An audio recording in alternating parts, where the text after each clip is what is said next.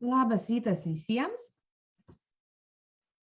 Labas rytas tiem, kurie klauso mus dabar ir tie, kurie galbūt pažiūrės vėliau.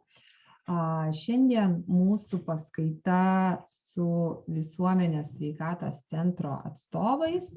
Paskaitos tema yra pagrindiniai reikalavimai teikiant saugias masažo negydomojo paslaugas.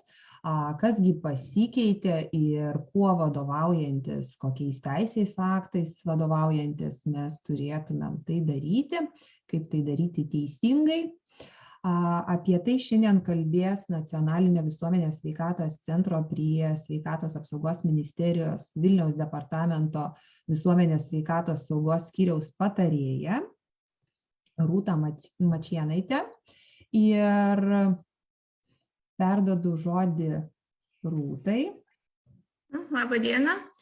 Tai jūs pasidalinsiu pranešimu. Tuo tarpu noriu priminti visiems, kad jūs galite užduoti savo klausimus. Galbūt į visus klausimus atsakyti neturėsime galimybės dėl laiko stokos, bet stengsimės į pagrindinius būtinai atsakyti, tad būtinai rašykite. Rūta, žodis jums. Tai dėkoju už suteiktą žodį. Kaip ir minėjo, esu Rūta Mačėnaitė, Nacionalinio visuomenės sveikatos saugos centro atstovė ir šiandien, tęsiant jau pernai prasidėjusį mūsų bendradarbiavimą su Lietuvos masažuotojų asociacija, pristatysiu savo ir kolegių parengtą pranešimą apie pagrindinius reikalavimus teikiant saugias veido ir kūno priežiūros masažo paslaugas. Pasistengėme pateikti pakankamai koncentruotą informaciją ir akcentuoti pačius svarbiausius dalykus. Tai šioje skaidrėje matote pagrindinius teisės aktus, kuriuos reikėtų žinoti planuojant teikti masažo būtent negydomojo paslaugas. Ir būtent vadovaujantis šių teisės aktų nuostatomis mes ir parengėme šį pranešimą. Labai tikiuosi, kad pranešimas bus jums naudingas ir taip pat norėčiau pabrėžti, tikrai stengsimės atsakyti jūsų visus klausimus. Jeigu jų bus daug, tai paskui pateiksime tokią kaip ir apibendrintą informaciją. Na ir taip pat būčiau dėkinga, kad jeigu kils klausimų, tai tuos klausimus užduotumėte pranešimo pabaigoje.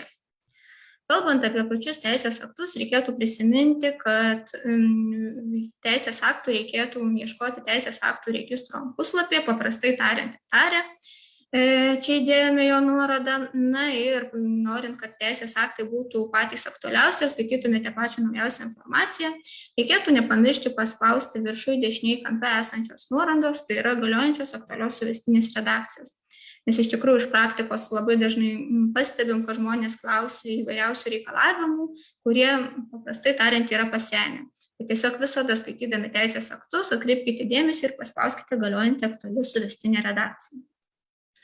Turbūt niekam nekyla abejonių, kad norint teikti masažo paslaugas, pirmas žingsnis turėtų būti tinkamų patalpų paieška.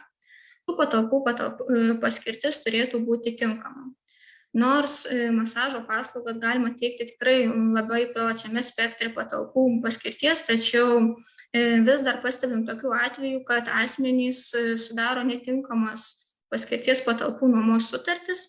Na ir paprastai jau būna investavę labai daug pinigų į tų patalpų sutvarkymą ir nenorėdami iš jų išsikelti, nusprendžia keisti tų patalpų paskirtį. Būtent šitas procesas pareikalauja iš tikrųjų labai daug laiko ir lėšų sąnaudų. Todėl visada rekomenduojame jau pradėti vykdyti veiklą tinkamos paskirties patalpose. Kaip minėjau, galima masažo veiklą vykdyti labai įvairiose patalpose, tai yra paslaugų, viešbučių, administracinė, prekybos, kultūros, poilsio, gydymo ir sporto. Nuo praeitų metų Liepos mėnesio šią veiklą taip pat galima vykdyti ir kitos paskirties patalpose. Kalbant apie kitą paskirtį, reikėtų pabrėžti, kad registrų centro išraše paskirtis turėtų būti pabrėžiama įrašyta tiesiog kaip kita, skliaustuose nenurodant tokių patikslinančių aplinkybių, pavyzdžiui, kaip fermų arba pagalbinio ūkio. Paskirtis turėtų būti tiesiog kita. Taip pat norėčiau labai akcentuoti, kad gyvenamosios paskirties patalpose veido ir kūno priežiūros masažo paslaugų veikla negalima. Labai dažnai žmonės planuodami vykdyti šią veiklą statinio naudojimo ne pagal paskirtį tvarkos apraše pamato tokią kaip ir nuostatą ir klaidingai mano, kad šią veiklą galima vykdyti gyvenamosios paskirties patalpose. Deja, ši veikla gyvenamosios paskirties name galima tik tai tokiu atveju, kaip tam gyvenamajam name yra suformuotos atskirų turtinių vienetų kitos paskirties patalpos, tokios kaip viešbučių, administracinės prekybos, visos tos, kur išvardinau prieš tai. Tai gyvenamoji paskirty veikla nėra galima. Ta tikrai norėčiau pabrėžti, nes pasitaiko tokių atvejų mūsų darbinėje veikloje. Kokia yra patalpų paskirtis, galima pasižiūrėti nekilnojamo turto registro centrinio duomenų banko išraše.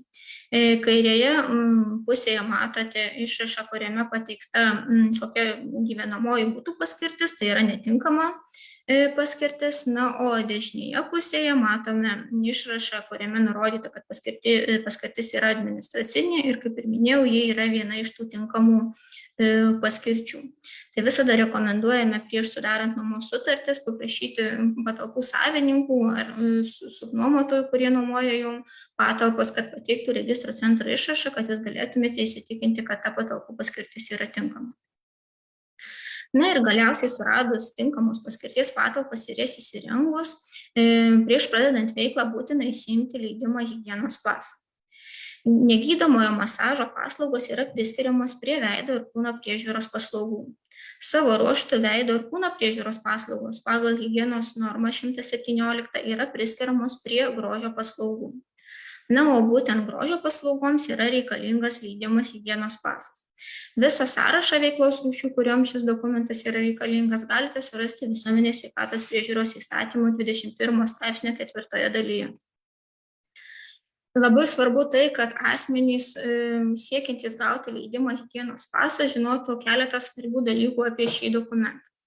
Apskritai tariant, leidimas higienos pasas tai yra dokumentas liudijantis, kad ūkinės komercinės veiklos sąlygos atitinka Visuomenės sveikatos saugos pagrinde higienos normų teisės aktų reikalavimus. Šis dokumentas privalomas tam tikras paslaugas, šiuo atveju kalbame apie negydomąjį masažą, teikiantiems tiek fiziniams, tiek juridiniams asmenims. Jis išduodamas veiklai konkrečiu adresu. Tai jeigu nuspręstumėte įrengti kelis masažo kabinetus, kurie yra įsikūrę skirtinguose adresuose, tai tuomet turėtumėte turėti ir kelis leidimus higienos pasus. Visas procedūras susijusias su leidimu higienos pasu, tai yra jo išdavimą, atsisakymą išduoti tikslinimą bei kitas, išduoda būtent mūsų įstaiga, tai yra Nacionalinis visuomenės sveikatos centras. Ir šis dokumentas yra išduodamas neribotam laikui. Žinoma, jeigu veiklą vykdysite tomis pačiomis sąlygomis, kaip ir veiklos vykdymo pradžioje. Jeigu nuspręstumėte įsirengti antrą kabinetą, tai tuomet turėtumėte kreiptis dėl leidimo higienos paso pakartotinai į mūsų centrą. Patį leidimo higienos paso išdavimo procedūrą, visą eigą galima suskirstyti į 4 etapus. Tai yra dokumentų pateikimas, veiklos vertinimas, trūkumų nustatymas ir jų ištaisymas ir leidimo higienos paso išdavimas. Kiekvieną iš šių etapų aptarsiu šiek tiek detaliau, kad tiesiog lengviau būtų orientuotis ir visą tą eigą, kad lengviau suprastumėte. Tai pirmas iš etapų yra tinkamų dokumentų pateikimas. Pareiškėjas, norėdamas gauti leidimą higienos pasą, turi pateikti tam tikrus dokumentus. Jų yra 4. Tai visų pirma, tai yra nustatytos formos paraiška, dokumentas įrodantis teisę naudotis patalpom, taip pat kadastrinių matavimų byla, o fiziniai asmenys taip pat turėtų papildomai pateikti ir asmens tapatybę įrodančio dokumento kopiją. Visus šios dokumentus jūs galite pateikti 3 būdais. Tai yra elektroniniu paštu, per elektroninius valdžios vartus ir atvykus gyvai į Nacionalinio visuomenės sveikatos centro teritorinio padalinio priimamąjį. Jeigu nuspręsite atvykti gyvai į mūsų priimamąjį, tai tuomet paraišką jums padės užpildyti Nacionalinio visuomenės sveikatos centro darbuotojai. Jeigu paraišką nuspręsite pildyti pats, jos formą galite surasti higienos pasų išdavimo taisyklių 1 priede arba mūsų puslapyje. Tiesiog paspaudus šią nuorodą susivedus paieškoje, paspaudus administracinę informaciją, tuomet būsite nukreipti į paslaugų skiltį ir pamatysite vieną iš skilčių, tai yra prašymų. Paspaudus šią skiltį atsidarys įvairūs prašymai, na ir pirmasis iš jų bus paraiškos gauti leidimą higienos pasą formą. Čia galėsite parsisiųsti vardiniu formatu. Pati paraiškos forma atrodo taip. Pildant ją reikėtų atkreipti dėmesį, kad jeigu pildo juridinis asmuo, tai tuomet turėtų būti nurodytas jo pavadinimas, asmens kodas. Na, o jeigu masažo paslaugas nusprendžia teikti fizinis asmuo, tai tuomet turėtų viršui būti nurodytas jo vardas ir pavardė bei fizinio asmens adresas. Kadangi, kaip ir minėjau, negydomojo masažo paslaugos yra priskiriamos prie veido ir kūno priežiūros paslaugų, tai prie trumpo veiklos aprašymo turėtų būti nurodyta veido ir kūno priežiūros paslaugos ir nurodyta, kiek darbo vietų jūs planuojate įrengti. Paprastai tariant, kiek kabinetų pas jūs bus. Prie veiklos pavadinimo, kadangi veido ir kūno priežiūros paslaugos priskiriamos prie grožio paslaugų, ši frazė turėtų būti tiesiog pabrėžiama, kad tai yra grožio paslaugų veikla. Mes leidimo higienos pasą irgi jums išduosime, jeigu viskas atitiks teisės aktų reikalavimus būtent grožio paslaugų veiklai ir veido ir kūno priežiūros paslaugoms, nedetalizuojant, kokios tai yra paslaugos, tai būtent yra negydomo masažo paslauga.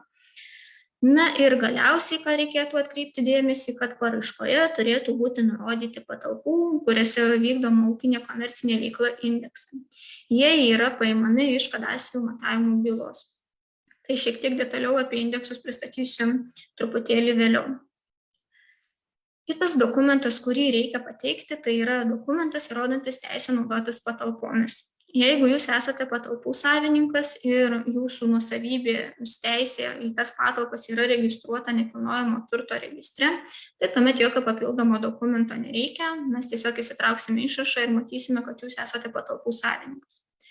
Jeigu patalpos priklauso dviem asmenims ir jūs esate vienas iš tų bendrasavininkų, tuomet turėtumėte sudaryti arba panaudos sutartį su kitu asmeniu, arba gauti to kito asmens rašytinį sutikimą dėl jūsų vykdomos veiklos. Labai dažnai patalpos nepriklauso žmogui, kuris numato vykdyti veiklą, jis jas tiesiog nuomoja arba sudaro panaudos sutartį. Tai jeigu patalpos priklauso dviems asmenims, turėtumėte sudaryti sutartį su abiem asmenim arba su vienu iš asmenų. Jeigu bus sudaroma sutartis tik tai su vienu iš patalpų savininkų, tuomet irgi turėtumėte gauti kito savininko rašytinį sutikimą. Svarbu atkreipti dėmesį į tai, kad jeigu esate subnuomininkas, tai yra nesudarote sutarties tiesiogiai iš patalpų savininko, o sudarote su subnuomotoju, turėtumėte įsitikinti, kad subnuomotojas tikrai turi teisę subnuomoti jums patalpas. Tai gali būti, kad papildomai reikės pateikti raštišką sutikimą, kad savininkas sutinka, kad subnuomotojas subnuomotų patalpas jums. Taip pat labai svarbu atkreipti dėmesį į sutarties galiojimo terminą ir sutartyje aiškiai nurodyti sutarties objektą. Pasitaiko, pavyzdžiui, tokiu atveju, kad asmuo nusprendžia nori vykdyti masažo veiklą, tačiau sutartyje aiškiai matome, kad tos patalpos yra išnuomojamos, tarkim, vykdyti mažmeninę prekybą. Taigi turėtų būti aiškiai nurodyta, kokiu tikslu bus naudojamos patalpos ir tas tikslas sutapti su ta veikla, kurią jūs ir planuojate vykdyti. Tai šiuo atveju masažo. Kitas dokumentas yra kadastrinių matavimų byla. Tai turėtų būti pateikiamos abidvi pagrindinės kadastrinių matavimų bylos dalys, tai yra tiek brėžinys, tiek eksplikacija. Dešinėje pusėje galite pamatyti, kaip atrodo nekilnojamo daikto kadastrinių matavimų bylos pirmasis lapas. Ir labai svarbu tai, kad kadastrinių matavimų byla turėtų atitikti faktinį išplanavimą jūsų patalpų. Tiesiog nebūtų, kad viena patalpa, o pas jūs iš tikrųjų jų yra daugiau, ir tualetas, ir grožio paslaugų teikimo patalpa. Tai tą dalyką taip pat atkreipkite dėmesį. Šioje skaidrėje matote, kaip atrodo kadastrinių matavimų patalpų vidaus ploto eksplikacija. Tai kairėje pusėje yra tie vadinamieji indeksai, kuriuos reikia įtraukti į paraišką gauti leidimą higienos pasui. Tiesiog nurodyti tuos indeksus, kurie patalpose, kuriuose jūs vykdysite veiklą. Na, o kitame stulpelyje yra pateikiamas patalpų plotas. Tiek patalpų plotas, tiek nurodyti indeksai tokie patys turėtų atsispindėti ir kadastrinių matavimų bylos brėžinyje. Kaip matome, viršuje yra nurodytas patalpos indeksas, o apačioje yra nurodytas patalpos plotas. Na ir galiausiai, jeigu kažkokių iš tų mano minėtų dokumentų trūksta, tai pareiškėjas apie tai yra informuojamas raštu, konkrečiai nurodant, kurio iš dokumentų trūksta. Šių dokumentų pateikimui yra suteikiamas 10 dienų terminas. Jeigu per 10 darbo dienų nuo to oficialaus rašto išsiuntimo pareiškėjas dokumentų nepateikia, tuomet paraiška gauti leidimą higienos pasą yra paliekama nenagrinėti ir tiesiog pasiūlome tiems asmenims, surinkus tos trūkstamus dokumentus, pakartotinai pateikti naują paraišką dėl leidimo higienos paso gavimo. Jeigu gauname visus teisingai užpildytus dokumentus, tai tuomet pareiškėjas yra raštu informuojamas apie veiklos vykdymų sąlygų vertinimą. Vertinimo metu mes vertinam tiek su patalpom susijusius reikalavimus, tiek su asmeniu susijusius reikalavimus. Žinoma, pasitaiko tokių atvejų, kai leidimą higienos pasą, kai žmogus siekdamas gauti leidimą higienos pasą ateina vykdyti šią veiklą į patalpas, kurioms jau kitam asmeniui yra išduotas leidimas higienos pasas. Tokiu atveju mes vertintam tik tai su asmeniu susijusius reikalavimus. Pavyzdžiui, jūs ateinate dirbti į saloną, sudarote, tarkim, darbo vietos nuomos sutartį ir salonas jau turi galiojantį leidimą higienos pasą veido ir kūno priežiūros paslaugoms. Jūs numatote teikti tokias pačias paslaugas, tuomet, kaip ir minėjau, bus vertinami tik tai su asmeniu susiję reikalavimai. Žinoma, pasitaiko ir tokių atvejų, kuomet žmogus turintis leidimą higienos pasą konkrečioms paslaugoms ateina vykdyti veiklą į saloną, kuris turi taip pat leidimą higienos pasą vykdyti tokias pačias paslaugas. Tai tuomet iš esmės vertinimas tiek su asmeniu susijusių reikalavimų, tiek su patalpom susijusių reikalavimų yra neatliekamas ir leidimas higienos pasas, tiesiog perrašomas. Taip pat svarbu tai, kad pareiškėjas, kaip ir minėjau, prieš veiklos vertinimą apie tai yra informuojamas. Čia įdėjome, kaip atrodo mūsų vilniaus departamento forma, būtent veido ir kūno priežiūros paslaugom, ką mes siunčiame pareiškėjams. Šioje formoje yra pareiškėjas informuojamas apie vertinimo laiką ir pateikiami dokumentai, kuriuos reikės pateikti. Ir kaip pasinaudodama progą norėčiau atkreipti dėmesį, kad anksčiau buvo privaloma buvo turėti grožio paslaugų teikimo aprašus ir kosmetikos gaminių registrą, o dabar šių dokumentų nėra prievolės turėti. Ir galiausiai vertinant patalpas, vertinant visą veiklą, mes vertinam ir patalpas, ir jų struktūrą, įrengimą, taip pat su asmeniu susijusius reikalavimus. Kiekvieną iš jų aptarsime šiek tiek detaliau, akcentuojant pačius svarbiausius dalykus. Taigi, teikiant grožio paslaugas turėtų būti išlaikoma tam tikra patalpų struktūra. Turėtų būti įrengiama grožio paslaugų teikimo patalpa, laukiamasis kambarys, taip pat personalo patalpa arba grožio paslaugų teikimo ar kitoje patalpoje išskyrus tualetą įrengta zona, kurioje bus laikomi darbuotojų drabužiai ir asmeniniai daiktai. Taip pat pagalbinė patalpa arba zona, kurioje bus laikomos darbo priemonės. Žinoma, turėtų būti ir tualetas. Jo galima neįrengti, jeigu veido ir kūno priežiūros paslaugas numatote teikti pastate, kuriame yra bendro naudojimo tualetas ir tas tualetas yra nutolęs netoliau kaip 50 metrų nuo grožio paslaugų teikimo patalpos vietos. Ir tiesiog sudaroma galimybė tuo tualetu naudotis tiek grožio paslaugų teikėjams, tiek jų klientams. Ir taip pat gali būti įrengiamos ir kitos patalpos, atsižvelgiant į teikiamas paslaugas ir grožio paslaugų teikėjų poreikius. Pavyzdžiui, gali būti įrengiama skalbimo patalpa, jeigu jūs nusprendžiate skalbti skalbinius būtent savo salone. Kaip ir minėjau, veido ir kūno priežiūros paslaugos, būtent prie jų yra priskiriamas negydomasis masažas. Veido ir kūno priežiūros paslaugoms yra taikomas toks specialusis reikalavimas, kad jos turi būti teikiamos atskiroje patalpoje. Tai irgi norėčiau atkreipti dėmesį, kad ta patalpa turėtų būti visiškai atskira, joje neturėtų būti teikiamos kitos paslaugos ar įrengiama laukiamojo zona. Įrengiant patalpas tiek grožio paslaugų teikimo patalpoje, tiek tualete turėtų būti praustuvės, ir sudarytos visos sąlygos rankų higienai užtikrinti. Tai turėtų būti rankų higienos priemonės tokios kaip skystas muilas, rankų dezinfekcijos priemonės, šių priemonių dozatoriai, vienkartiniai rankšluosčiai ir atliekų surinkimo talpykla. Labai dažnai sulaukiam klausimų, ar turėtų būti įrengta dušo patalpa. Tai higienos norma nenustato šios prievolės, todėl nėra privaloma jos įrengti. Na, žinoma, jeigu jį yra, tai irgi tikrai nėra nieko blogo, jeigu paslaugos teikėjas priklausomai nuo poreikio šią patalpą įsirengia. Į praustuves tiekiamas karštas ir šaltas vanduo turėtų atitikti geriamo vandens kokybės reikalavimas. Na, o tiek paviršių, tiek rankų dezinfekcijai naudojamos priemonės turėtų būti įteisintos Lietuvoje.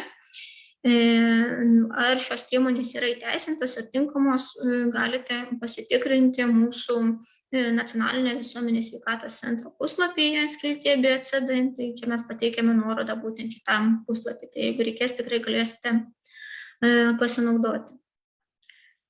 Kalbant apie patalpas, taip pat svarbu tai, kad būtų numatyta arba personalo patalpoje, arba įskirtoje zonoje spinta arba spintos su pertvaromis teikiančių paslaugos asmenų darbo drabužiams ir asmeniniams drabužiams bei daiktams laikyti. Svarbu, kad tie darbo drabužiai ir asmeniniai drabužiai tarpusavy nesiliestų ir būtų jiems skiriamos skirtingos skiltys, tokios kaip zonos. Taip pat reikėtų skirti prioritetą tiems paviršiams, kurie yra lygūs ir padengti drėgmei ir dezinfekcijoms priemonėms atsparia medžiaga. Nors masažo specialistai paprastai nenaudoja įrangos, tačiau jeigu vis dėlto nusprendžiate naudoti kažkokią tai įrangą, tai labai svarbu tai, kad turėtumėte jos techninius dokumentus ir naudojimo aprašymus lietuvių kalba. Įranga turi būti griežtai naudojama pagal gamintojo rekomendacijas. Na ir kadangi masažo paslaugos yra priskiriamos prie grožio paslaugų, tai naudojamos priemonės ar prietaisai turėtų būti naudojami tik tai tie, kurie yra skirti buitiniam naudojimui arba grožio paslaugų teikėjų profesionaliam naudojimui. Turbūt niekam nekyla abejonių, kad grožio paslaugų teikimo patalpose turėtų būti natūralus ir ar dirbtinis apšvietimas.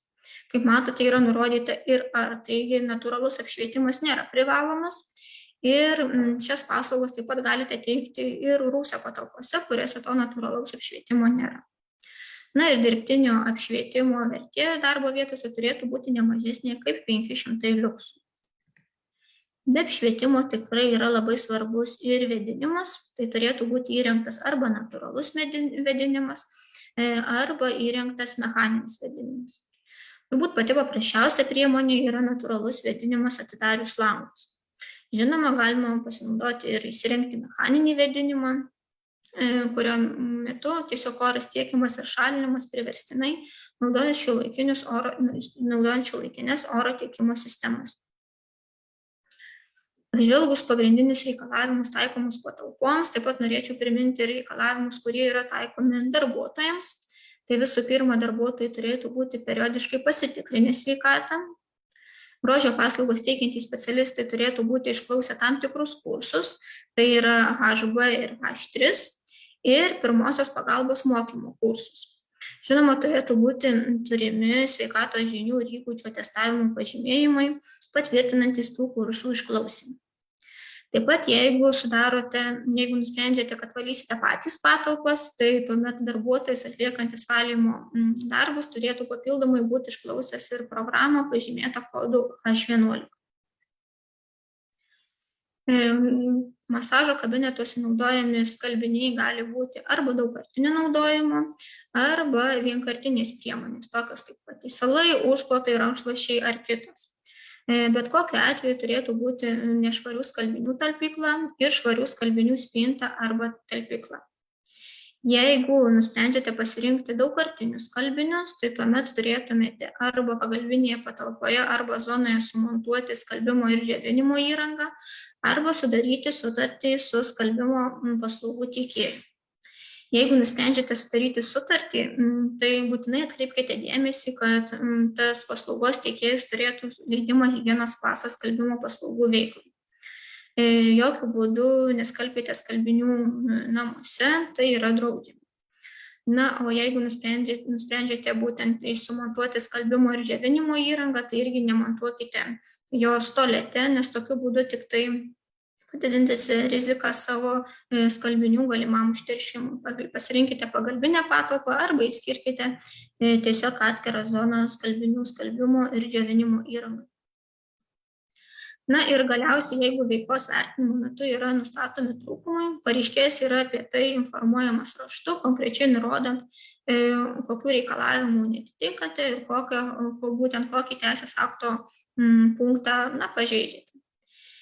Labai svarbu tai, kad jeigu veikla yra susijusi su stacionarių triukšmo šaltinių, tai yra pavyzdžiui rekuperatorių arba kondicionierių naudojimu, gyvenamoje aplikoje turėtų būti atlikti šių triukšmo šaltinių skleidžiamo garso matavimai. Pavyzdžiui, jeigu įrengėte saloną ir turite rekuperatorių arba nusprendėte įsirengti kondicionierių, žinoma, pakabinote išorinius kondicionavimo blokus, o virš jūsų yra gyvenamieji butai, tai tuomet tuose butuose turėtų būti pamatuotas triukšmas pilnu galingumu įjungiant triukšmo šaltinius. Ir tokiu būdu turėtų būti įsitikinta, ar tikrai iš stacionarių triukšmo šaltinių skleidžiamas triukšmas neviršija higienos normų reikalavimų. Matavimai taip pat turėtų būti atlikti, jeigu numatoma naudoti neviešai tiekiamąją geriamąjį vandenį. Pavyzdžiui, naudojate vandenį, kuris yra tiekiamas iš šulinių. Tuomet turėtų būti atliktas to vandens cheminis ir mikrobiologinis tyrimas. Visi šie tyrimai turėtų būti atliekami akredituotose arba atestuotose laboratorijose. Na ir matavimų protokolams pateikti mano minėtams ir trūkumams ištaisyti suteikiamas 45 kalendorinių dienų terminas.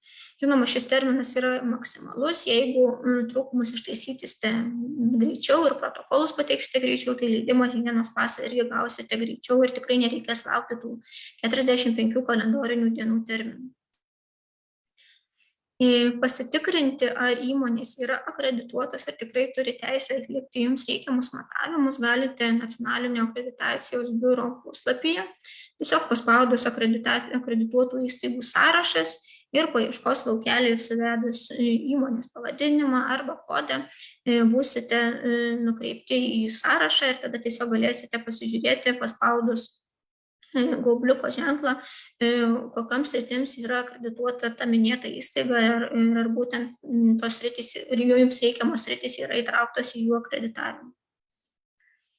Galiausiai, jeigu vertinimo metu trūkumų nenustatoma, tuomet nenustatoma arba pareiškėjas pateikia informaciją apie trūkumų ištaisymą bei reikiamus protokolus, mes parengėme ne tik tai leidimą higienos pasą, bet ir ūkinės komercinės veiklos sąlygų vertinimo pažymą.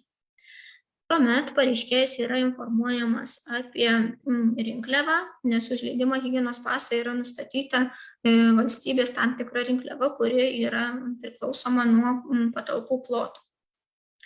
Labai svarbu tai, kad asmuo, kuris gauna leidimą higienos pasą, tai būtų fizinis ar juridinis asmuo, mokėtų rinkliavą iš savo sąskaitos ir mūsų specialistai iš karto pamatytų ir užfiksuotų, kad jūs tą rinkliavą susimokėjote.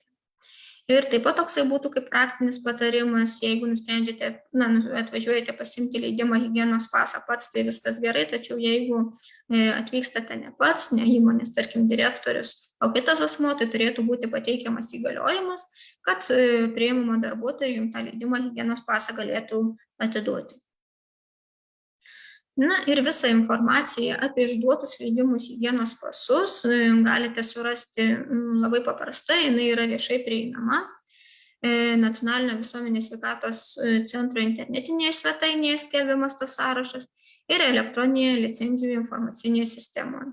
Ir kai tik tai rinkliava yra sumokama, iš karto mūsų darbuotojai šią sistemą suveda visą informaciją, kad jūs turite licenciją ir legaliai galite vykdyti veido ir kūno priežiūros paslaugas. Kaip be būtų gaila, bet kartais leidimas higienos pasas yra neišduodamas, tai tiesiog pristatysiu pagrindinės priežastis, dėl kokių priežasčių šis dokumentas gali būti neišduodamas. Tai pavyzdžiui, kai ūkinės komercinės veiklos sąlygos netitinka visuomenės sveikatos saugos teisės aktų, tai yra tų visų higienos normų. Pavyzdžiui, jums buvo suteiktas 45 kalendorinių dienų terminas, tačiau vis tiek trūkumai nebuvo ištaisyti. Kita priežastis, dėl ko higienos pasas gali būti neišduodamas, tai jinai pasitaiko retai, tačiau tokių dalykų vis tiek būna, kuomet fizinis ar juridinis asmuo ir filialas tiesiog nesudaro galimybių atlikti ūkinės komercinės veiklos sąlygų vertinimą vykdymo vietoje. Pasitaiko tokiu atveju, kad žmonės pateikia paraiškas, išvyksta atostogauti ir su jais arba neįmanoma visiškai susisiekti, arba atvykus į vietą sutartu laiku, jų tiesiog nesurandame. Taip pat leidimas higienos pasas yra neišduodamas, jeigu per tas mano minėtas 45 kalendorinės dienas nebuvo pateikti laboratorinių tyrimų protokolai. Na ir galiausiai, kaip akcentavau, kad labai svarbu, kad patalpų paskirtis būtų tinkama, tai nebereikalo šitą dalyką paminėjau, nes jeigu paskirtis yra netinkama, tai tuomet leidimas higienos pasas taip pat nebus išduodamas. Na ir jau einant mūsų pristatymų į pabaigą, norėčiau pateikti tokią trumpą atmintinę tiems, kurie jau turi leidimą higienos pasą, tai yra leidimo higienos paso turėtojai, kad, kaip ir minėjau, leidimas higienos pasas išduodamas neribotam laikui, jį draudžiama įgalioti ar pagal sutartį perduoti kitiems asmenims. Nors suvedam į sistemą visus duomenis apie leidimo higienos paso turėtoją, tačiau vis dar reikia turėti leidimo higienos paso originalą, tai yra popierinį variantą, kuris turėtų būti pateiktas vartotojams matomoje vietoje. Taip pat pareiškėjas, kuris gauna leidimą higienos pasą, privalo vykdyti veiklą tomis sąlygomis, kurios buvo deklaruotos. Tai yra, jeigu nusprendžia vykdyti papildomą veiklą arba įsirinkti daugiau patalpų, turėtų kreiptis pakartotinai dėl leidimo higienos paso gavimo.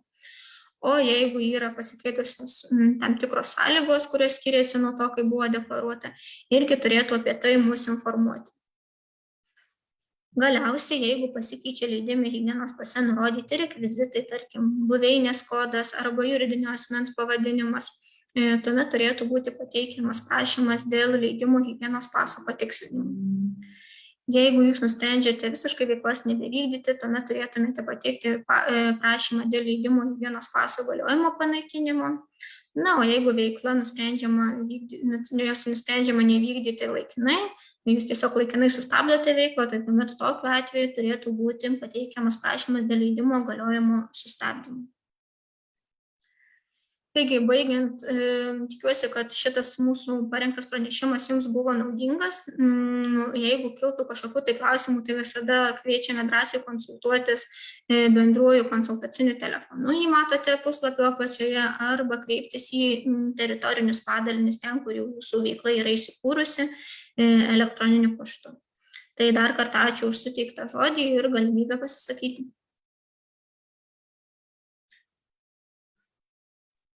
Ačiū Jums labai, labai daug informacijos, labai naudinga iš tikrųjų. Daug ką pati dar savo pasižymėjau. Taip, klausimai.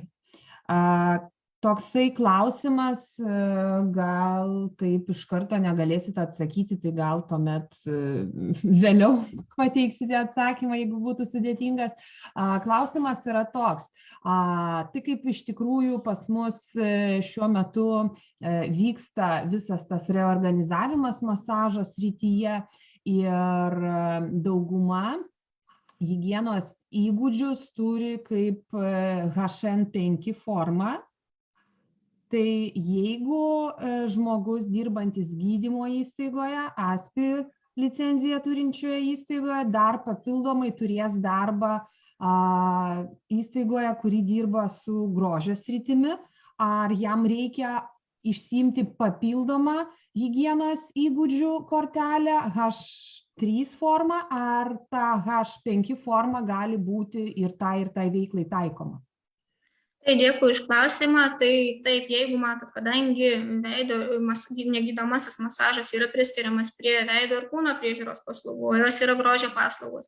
Tai dėja, bet teisės aktas išimčių nenumato, reikės vis tiek papildomai išklausyti ir H3, nors ir turima ir H5.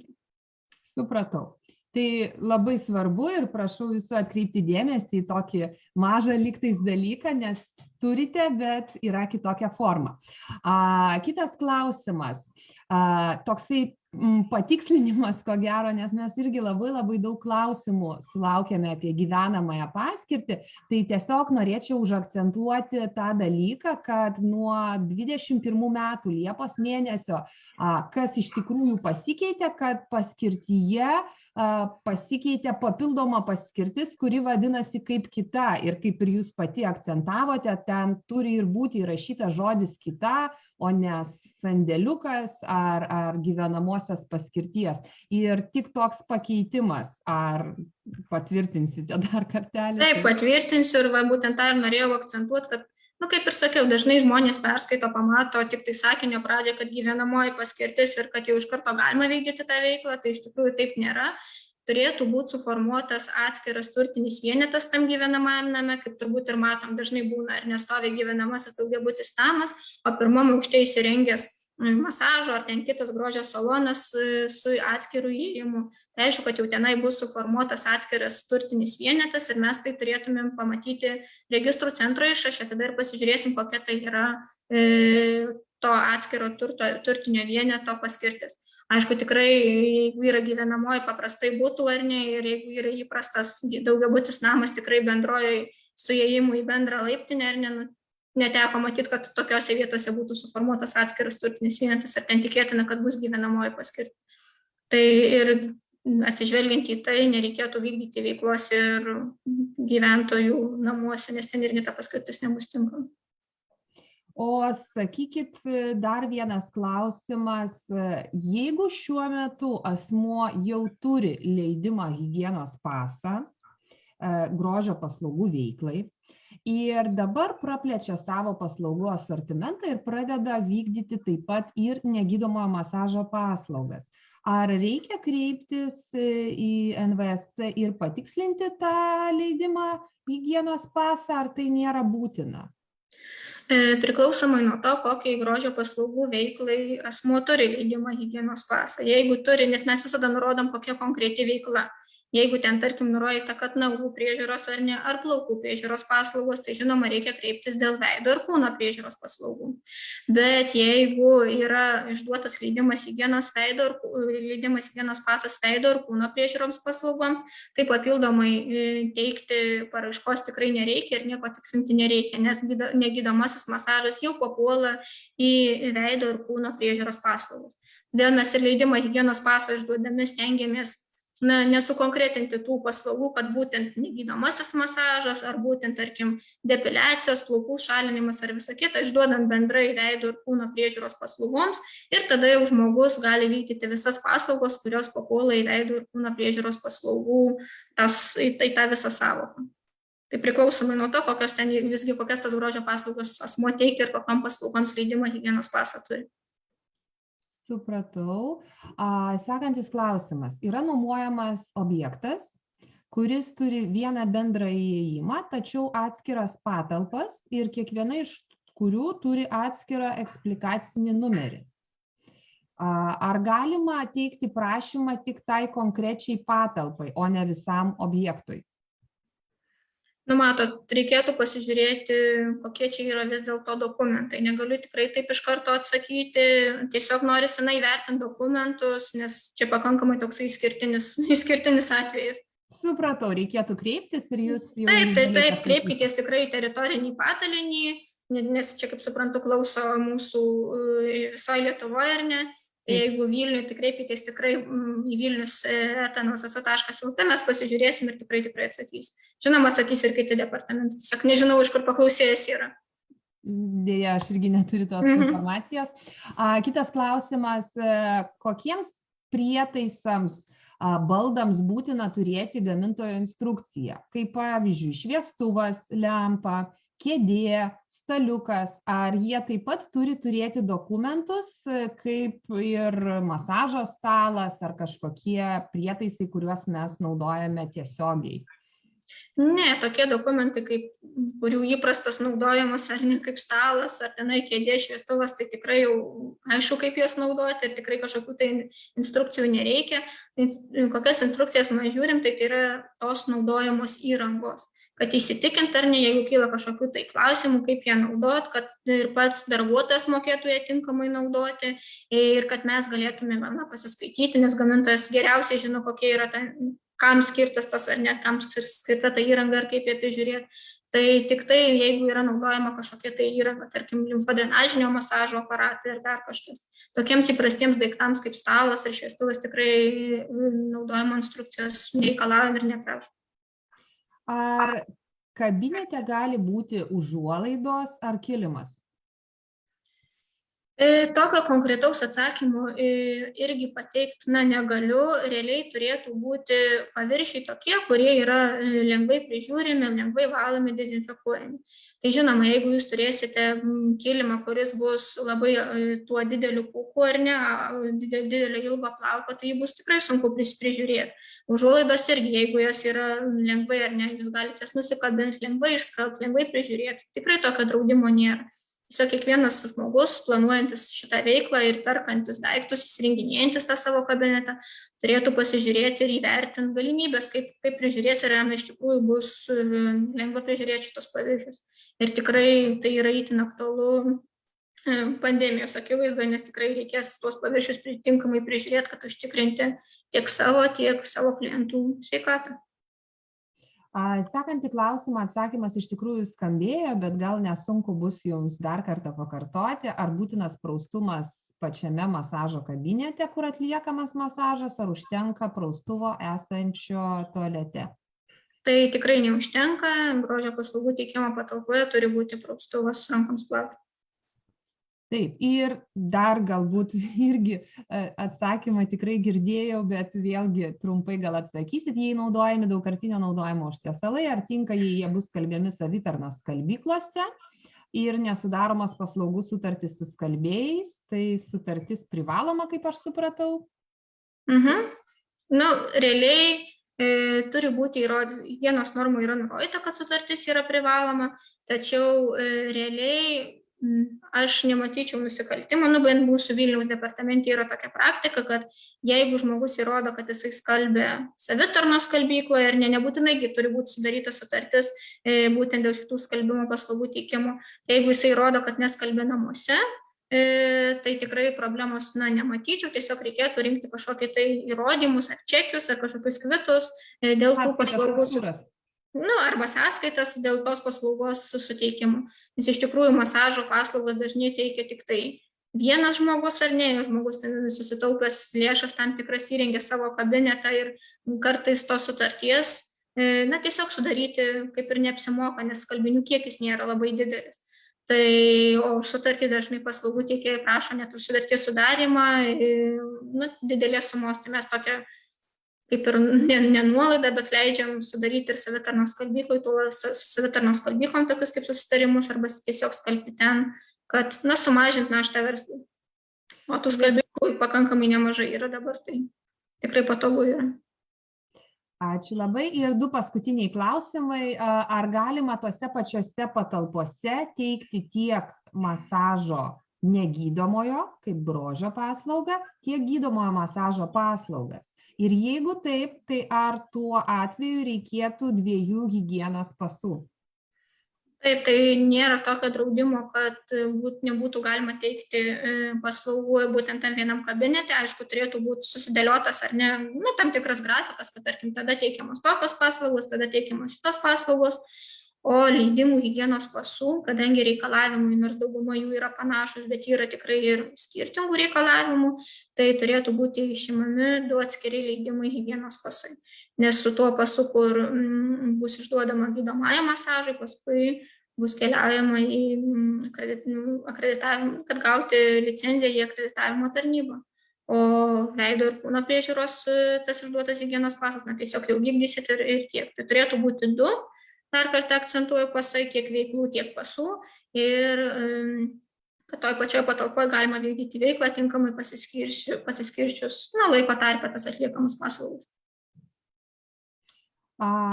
Ir taip pat nuo savęs labai norėčiau paskatinti visus kreiptis, nes iš tikrųjų, kiek pati kreipiausi, tai tikrai galima gauti konsultaciją, labai draugiški yra darbuotojai Nacionalinio visuomenės sveikatos centro, visada patarė ir Tai skatinu kreiptis, jeigu yra kažkokie klausimai. Ir paskutinis klausimas būtų, jeigu kartais taip nutinka, kad pateikus prašymą neatitiko reikalavimų ir galbūt netgi atmetė tą prašymą, tai bet kuriuo atveju ištaisius galima ir dar kartą teikti tą prašymą. Nereikia bijoti to. Ne, tikrai nereikia bijoti. Nereikia visų pirma bijoti konsultuotis, skambinti, rašyti elektroniniu paštu ir jeigu irgi kažkokių tai netitikimų nustatoma ar ne, tai visus beveik netitikimus įmanoma ištaisyti. Ir jeigu jau nespėjot per tas 45 kalendorinės dienas, tai tiesiog praėjus tam terminui pateikite naują paraišką. Ir tikrai, manau, bendrom jėgom susitvarkysit, ištaisysit ir tada sėkmingai vykdysit veiklą. Supratau. Tai ačiū Jums labai, ačiū labai už Jūsų laiką, ačiū labai Jūsų kolegiams, kurios dalyvavo ruošiant pranešimą. Labai išsamu, labai konkretu, labai dėkui. Ir matau, kad ačiū Jums, kad pakvietėt ir tikiuosi toks mūsų draugiškas bendradarbiavimas tęsis ir toliau. Tai su malonumu, ačiū Jums labai, gražios dienoms visiems, kas klausėsi ir viso geriausio. Viso.